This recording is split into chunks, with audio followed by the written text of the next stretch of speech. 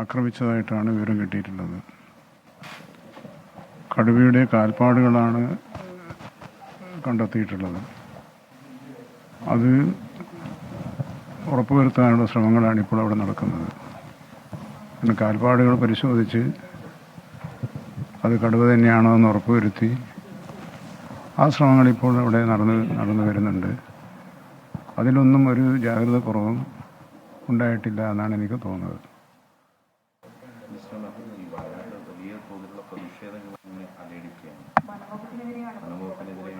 താമരശ്ശേരി രൂപതകൾ ഉൾപ്പെടെ ഇത് പ്രതിഷേധം നടത്തുന്നു. സർക്കാരിന്റെ ഭാഗത്തുനിന്ന് ഒരു കെടുകാര്യസ്ഥിതി കാണിക്കുകയാണ് ഇത്തരം സംഭവങ്ങൾ. വന്യജീവികൾ സ്വാഭാവികമായി വനത്തിൻ്റെ ഭാഗമാണല്ലോ. അപ്പോൾ വന്യജീവികൾ ആക്രമിക്കുമ്പോൾ വനത്തിനല്ലേ പ്രതിക്കൂട്ടിൽ കയറ്റാൻ പറ്റും? മറ്റേതെങ്കിലും വകുപ്പിന് പ്രതിക്കൂട്ടിൽ കയറ്റാൻ പറ്റുമോ? അതൊക്കെ സ്വാഭാവികമായും ഇത്തരം സംഭവങ്ങൾ ഉണ്ടാകുമ്പോൾ ഉണ്ടാകുന്ന പ്രതികരണങ്ങളാണെന്ന് ഞാൻ നേരത്തെ വ്യക്തമാക്കിയിട്ടുണ്ട്. ആ പ്രതികരണങ്ങൾ സ്വാഭാവികമാണ്. ഗവൺമെൻറ്റിൻ്റെ ജോലി ആ പ്രതികരണങ്ങൾ മനസ്സിലാക്കി ഫലപ്രദമായ നടപടികൾ സ്വീകരിക്കുക എന്നുള്ളതാണ്. ആ ഫലപ്രദമായ നടപടിയുടെ ഭാഗമായാണ് മുഖ്യമന്ത്രി ജനപ്രതിനിധികളുടെ യോഗം വിളിച്ചു, ഉദ്യോഗസ്ഥതല യോഗം വിളിച്ചു, ചില നിർദ്ദേശങ്ങൾ മുന്നോട്ട് വെച്ചിട്ടുണ്ട്. ആ നിർദ്ദേശങ്ങൾ സംബന്ധിച്ച് വയനാട്ടിലെ ജനപ്രതിനിധികളുമായി വീണ്ടും ചർച്ച ചെയ്തതിനാണ് ഒരു 3 അംഗ മന്ത്രിസഭ സമിതിയെ നിയോഗിച്ചു. ആ സമിതി എല്ലാവരുടെയും സൗകര്യം പരിഗണിച്ച് 20-ാം തീയതി അവിടെ സന്ദർശിക്കാമെന്ന് തീരുമാനിച്ചിട്ടുണ്ട്.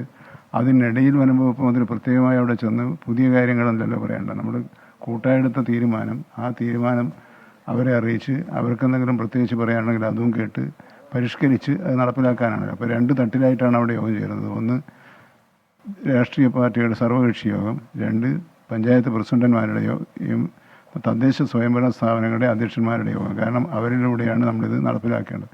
അപ്പോൾ അതിൻ്റെ എല്ലാ പശ്ചാത്തല സൗകര്യവും ഒരുക്കി ഒരു സ്ഥലത്ത് ചെല്ലുന്നതാണ് ഉചിതം എന്ന് കരുതുന്നു. ആ നടപടികളിലാണ് ഇപ്പോൾ വനം മന്ത്രിയും ഗവൺമെൻറ്റും വ്യാപൃതരായിരിക്കുന്നത്.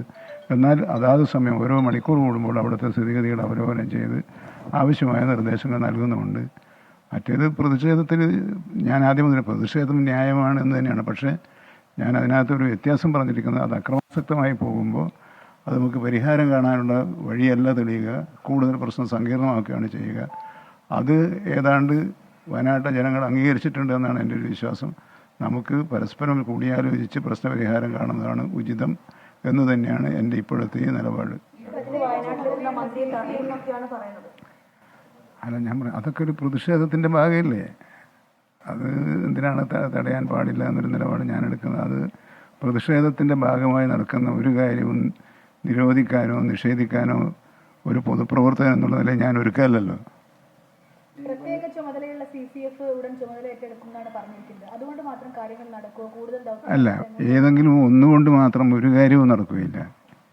എന്നാൽ ഈ പല ഒന്നുകളെ കൂട്ടിച്ചേർത്ത് വെക്കുമ്പോൾ നമുക്ക് പരിഹാരം കാണാൻ വേണ്ടി കഴിയും. അതിനാണ് സംഭവ വികാസവുമായി ബന്ധപ്പെട്ട് വനമന്ത്രി AK ശശീന്ദ്രന്റെ പ്രതികരണം.